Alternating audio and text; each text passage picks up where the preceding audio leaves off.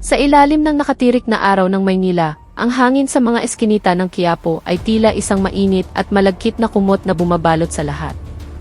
Isang nakasusulasok na halo ng usok mula sa mga sasakyan, amoy ng kandilang natutunaw mula sa simbahan, at ang samyo ng iba't ibang pagkaing niluluto sa kalye. Sumisigaw ang mga tindero, nag-aalok ng kanilang paninda, mula sa mga anting-anting at pampaswerte hanggang sa mga bagong huli na isda at sariwang gulay. Ang ingay ng mga busina ng jeepney, ang kalampag ng mga barya, at ang walang katapusang bulungan ng mga taong nagdaraan ay lumilikha ng isang musika ng kaguluhan na tanging sa pusod lamang ng Maynila maririnig. Sa gitna ng lahat ng ito, sa tabi ng isang maliit na kariton na puno ng nag-uusok na siomai, ay naroon si Elena, isang 22 taong gulang na dalaga. Ang kanyang buhok ay maayos na nakatali sa isang bon, inilalantad ang kanyang mukha na, bagamat simple, ay may taglay na kakaibang tibay at talino. Ang kanyang mga mata ay alisto, patuloy na pinagmamasdan ang bawat galaw sa kanyang paligid, isang ugali na nabuo mula sa maagang pagsasarili. Sa araw na iyon, tulad ng dati, abala siya sa pag-aayos ng kanyang mga lalagyan ng toyo, kalamansi, at chili garlic oil, habang paminsan-minsan ay ngumingiti at nagyayaya ng mga mamimili. "Siomai, mainit pa. Bili na kayo, suki," ang malambing niyang alok sa isang mag-inang napadaan. Bigla, ang pamilyar na ingay ng Quiapo ay sinapawan ng umalinggaw na sirena ng isang motorsiklo ng pulis. Huminto ito ilang metro lamang mula sa kariton ni Elena. Mula rito, bumaba ang isang pulis na may katabaan, ang kanyang uniforme ay tila sumisikip sa kanyang tiyan. Ang kanyang mukha ay mayabang, at ang kanyang mga mata ay malikot, tila naghahanap ng kung sinong madaling biktimahin. Kilala siya ng mga tindero sa lugar bilang si Isaberto, isang pulis na mas kilala sa pangungutong kaysa sa pagpapanatili ng kaayusan. Walang anumang pag-aalinlangan, diretsong nilapitan ni Berto ang kariton ni Elena. Ang kanyang anino ay tumabon sa dalaga, isang nagbabantang presensya. "Hoy, Ineng! Itong siomai mo, may permit ba to? Sigurado ka bang malinis to?" Bungad niya, ang boses ay malakas at puno ng pangingilag. Itinuro niya ang steamer ng siomai gamit ang kanyang batuta, na tila ba ito ang pinakadumi-dumihing bagay na nakita niya. Ang lakas ng kanyang boses ay nakakuha ng atensyon ng ilang mga tindero at mamimili na napahinto at napalingon sa kanilang direksyon. Pinanatili ni Elena ang kanyang kalmadong disposisyon, isang ngiti ang maingat na gumuhit sa kanyang mga labi. Tumingala siya at sinalubong ang tingin ng pulis. "Magandang hapon po, sir." "Opo, malinis po ito at kumpleto naman po sa permit. Maliit na hanap buhay lang po ito, pero sinisiguro ko po na legal lahat," sagot niya ng may paggalang, habang inaabot ang isang platito na may 4 na piraso ng bagong lutong siomai. "Tikman niyo po, sir. Libre na po, para sa inyo." Ngunit hindi na tinag si Berto. Lalo lang siyang naging mayabang sa magalang na tugon ni Elena. Iwinasiwas niya ang platito. "Hindi ko kailangan ng limos mo. Ang kailangan ko ay ilagay. Magkano ang kita mo sa isang araw?" 10% niyan ay para sa proteksyon ko," sigaw niya, ang kanyang mga ugat sa liig ay nagsisimulang lumitaw. "Kung hindi ka magbabayad, kukumpiskahin ko iyang kariton mo ngayon din." Naramdaman ni Elena ang pagkaipit sa sitwasyon, ngunit alam niyang hindi siya dapat magpadala sa takot. Ito ang eksaktong sitwasyon na matagal na niyang pinaghahandaan. Tumanggi siya ng mahinahon. "Pasensya na po, sir. Ang kikitain ko po ngayon ay pambayad lang po sa renta ng kariton at pangkain namin sa araw-araw." "Hindi po talaga kaya," paliwanag niya, ang kanyang boses ay nananatiling matatag sa kabila ng banta. "Aba't sumasagot ka pa? Isang hamak na tindera ng siomai, bakit kailangan nating mag-away dito? Ibigay mo na ang pera ngayon din," pagbabanta muli ni Berto, at ngayon ay mas malakas na ang kanyang boses. Ang kanyang kamay ay nagsimulang gumalaw na tila hahablotin ang kahon ng pera ni Elena. Sa paligid, ang mga tao ay nagsimula ng maglabas ng kanilang mga cellphone. May mga nagbubulungan, may mga lihim na kumukuha ng video. Alam ni Elena na ang eksena ay malapit ng maging viral, ngunit hindi siya natatakot. Sa halip, ang kanyang mga mata ay tumalim, puno ng isang determinasyon na hindi karaniwan para sa isang simpleng tindera. May kakaibang aura ng kapangyarihan ang bumalot sa kanya, isang katahimikan na nagpapahiwatig ng panganib, na naramdaman ng mga taong malapit sa kanya. Walang sinumang nakahanda sa sumunod na nangyari. Sa isang iglap ng akmang hahawakan ni Berto ang braso ni Alena, kumilos ang dalaga. Ang kanyang kamay ay dumausdos na parang kidlat, hinawakan ang isang maliit na kawayan na ginagamit niya sa pag-aayos ng siomai sa steamer. Gamit ang isang galaw na tumpak at sanay, sinalag niya ang tulak ng pulis. Hindi ito marahas, ngunit sapat ang lakas at tamang-tama ang tiempo para mawala ng balanse si Berto at napaatras ito ng ilang hakbang. Isang kolektibong paghinga ng pagkagulat ang narinig mula sa mga tao. Ang ilan ay napatakip ng bibig, habang ang iba naman ay mas lalong itinutok ang kanilang mga cellphone, tinitiyak na nakukuhanan ang bawat segundo. Ang pulis, na halatang napahiya sa harap ng maraming tao, ay namula sa galit. "Hayop ka! Lalaban ka pa," sigaw niya. Ngunit bago pa man siya makagawa ng anumang marahas na hakbang, tinitigan siya ni Alena ng mga matang nanlalamig. May kung anong kapangyarihan sa kanyang titig na nagpatigil sa pulis, nagtanim ng pag-aalinlangan sa isipan nito. "Pasensya na po, sir. Gusto ko lang pong magtinda ng payapa," sabi ni Alena. Ang kanyang boses ay mahinahon ngunit may diin, sapat na para marinig ng lahat. "Kung ipipilit niyo po ang gusto niyo, baka malaman ng lahat kung ano talaga ang ginagawa ninyo." Dito na nagsimulang tumaas ang tensyon. Ang mga tao ay nagsimulang maghiyawan, ang ilan ay sumisigaw ng suporta para kay Alena. "Tama yan, huwag kang matakot, ineng," sigaw ng isang matandang ale. Ang hindi alam ng lahat, kasama na si Berto, ay hindi isang ordinaryong dalaga si Alena. Sa likod ng kanyang simpleng anyo at abang hanap buhay, siya ay isang highly trained intelligence agent ng isang elite unit ng militar na kasalukuyang nasa isang deep cover mission. Ang kanyang kakayahang sumalag ng atake at basahin ang bawat kilos ng kalaban ay hindi tsamba. Ngunit sa araw na iyon, ang kanyang tunay na pagkatao ay nananatiling isang lihim. Ang tanging nakikita ng lahat ay isang tindera ng siomai na may kakaibang tapang, sapat na para magdalawang isip ang isang abusadong pulis. Lalong uminit ang sitwasyon nang ilabas ni Berto ang kanyang cellphone. Marahil ay para magpanggap na tatawag ng backup o para takutin si Alena, ngunit nanatili itong kalmado. Ang ibang mga tindero na sa unay takot ay nagsimula na ring magsalita. "Sobra ka na, Berto. Tigilan mo na yan," sigaw ng isang magtataho. Samantala, ang mga video ng insidente ay nagsimula ng kumalat sa mga Facebook group, sa TikTok, at sa mga chat group. Hindi nila namamalayan, ang araw na iyon sa Quiapo ang magiging simula ng isang viral na kaganapan na iayanig sa buong Pilipinas. Ang video na kinunan ng mga saksi ay kumalat na parang apoy sa social media. Sa loob lamang ng ilang minuto, ang hashtag na Siomaigir lumalaban ay nagsimulang mag-trending sa X at TikTok. Sa gitna ng dumaraming tao, lalong nabalisa si Isaberto. Nararamdaman niyang nawawalan na siya ng kontrol sa sitwasyon.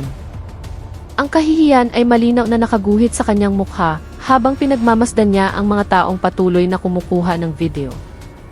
"Ano ba? Maliit na bagay, pinapalaki niyo," bulong niya sa sarili, sinusubukang bawiin ang kanyang nawawalang otoridad. Hindi niya alam na ang kaharap niya ay isang taong mas mapanganib pa kaysa sa kanyang inaakala. Si Alena ay nanatiling nakatayo sa tabi ng kanyang kariton. Ang kanyang mukha ay kalmado, at ang kamay niya ay nakahawak pa rin sa maliit na kawayan na ginamit niya kanina. Ngunit ang kanyang mga mata ngayon ay hindi na lamang nakatuon kay Berto. Mabilis nitong sinusuri ang buong kapaligiran, ang posisyon ng mga tao, ang mga posibleng daanan kung kailangan niyang umalis, at ang anumang potensyal na banta mula sa ibang direksyon. Bawat galaw at salita ng pulis ay kanyang sinusuri ng may kalkuladong pag-iingat, isang pagsasanay na naging pangalawang kalikasan na sa kanya. Sa desperasyon, sinubukan muli ni Berto na igiit ang kanyang kapangyarihan. Itinulak niya ang kariton ni Alena, na nagpatapon sa ilang mga bote ng suka at toyo, at mabilis na sinubukang dukutin ang perang nasa loob ng isang maliit na lata. Sa sandaling dumampi ang kanyang kamay sa kariton, kumilos si Alena ng mas mabilis pa kaysa kanina. Sa isang matikas at halos hindi napapansing galaw, hinawi niya ang kamay ng pulis. Ang paggalaw ay hindi marahas ngunit perpekto ang tiyempo, sapat para mawalan muli ng balanse si Berto at halos matumba ito sa gitna ng kalsada. Muling nagulat ang mga tao. May mga sumigaw, ang ilan ay napatawa, at ang iba ay mas lalong naging sabik sa pagkuha ng video. Ngayon, si Berto ay hindi na lang napapahiya, mukha na siyang katawa-tawa. Namumula ang kanyang mukha sa galit at kahihiyan at sinubukan niyang muling manakot. Ngunit sa pagkakataong ito, ang lihim na kakayahan ni Alena ay nagsimula ng lumabas.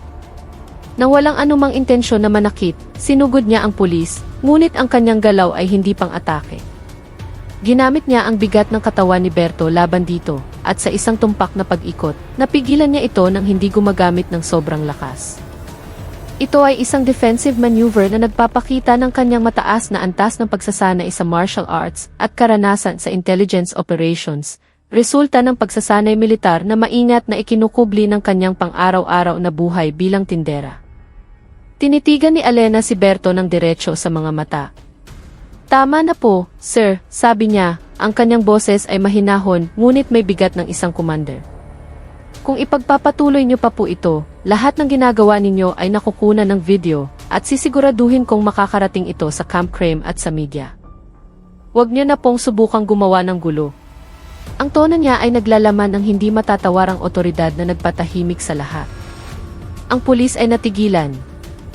Tinitigan niya ang dalagang nasa kanyang harapan, isang babaeng sa panlabas na anyo ay marupok at simple, ngunit ngayon ay malinaw na hindi isang ordinaryong kalaban. Nagsimulang mapagtanto ng mga tao na ang dalagang ito ay may kakaibang galing. Hindi nagtagal, ang mga video ay nagsimula ng mag-viral sa iba't ibang platform. Naglipa na ang mga komento, "Grabe. Hindi to basta-bastang tindera ng siomai. Nakamali yata ng binangga si mamang pulis. Sino kaya tong si ate? Ang tapang." Sa kabilang banda, si Berto ay nagsimula ng mataranta. Napagtanto niyang ang kanyang ginawa ay hindi lamang magdudulot ng kahihiyan sa kanya, kundi maaari ring magresulta sa kasong administratibo at kriminal, lalo na't napakaraming ebidensya laban sa kanya. Nananatiling kalmado si Alena. Dahan-dahan niyang isinara ang kanyang kariton, umatras ng paunti-unti habang hindi inaalis ang tingin sa pulis. Habang ginagawa ito, alam niyang hindi na ito isang simpleng alitan sa kalye. Ito ay isang pagsubok sa kanyang pasensya at sa kanyang kakayahang manatiling hindi nakikilala sa gitna ng publiko. Sa kanyang isipan, alam niyang ang social media ay isa ng panibagong larangan ng digmaan.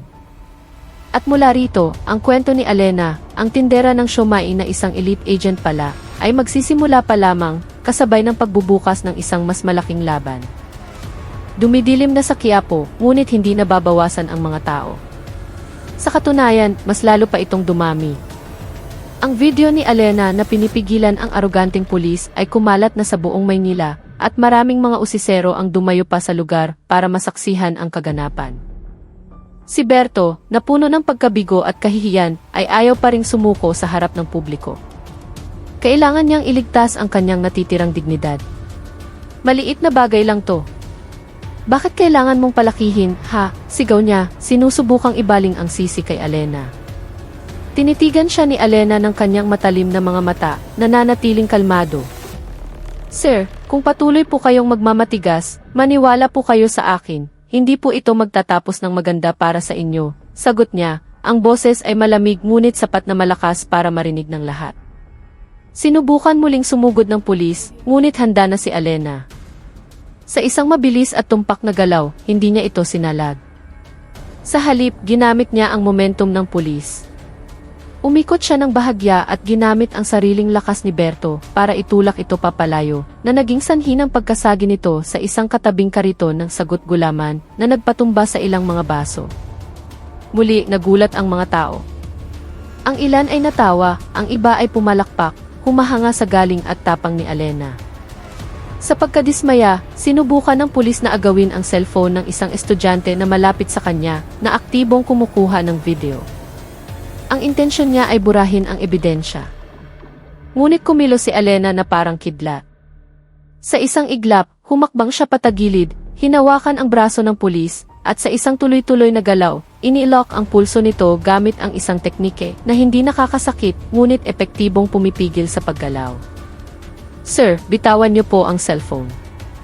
Tigilan niyo na ang pananakot at pang-aabuso," sabi ni Alena.